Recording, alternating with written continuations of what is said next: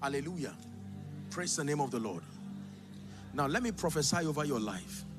Every door that has been closed over your destiny, please hear me, my beloved people.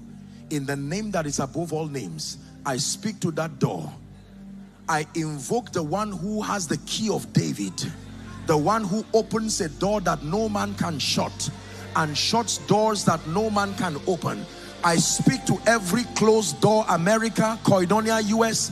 I declare over that door, Ephata, be opened. Ephata, be opened. Doors of increase be opened. Doors of opportunities be opened. Doors of liftings be opened. Doors of honor be opened. In the name of Jesus. I declare the blessing of the Lord upon you. In the name of Jesus, you leave this place a sign and a wonder. You leave this place experiencing unending testimonies. I call you an exceeding great army. I call you a sign and a wonder. I call you a transformed believer, an empowered believer. I call you a witness.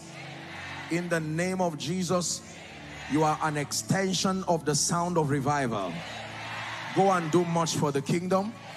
Bring glory to the nations. In the name of Jesus, I'm praying because of you. We declare that America, the heritage of grace, of influence, of power will never go down over America.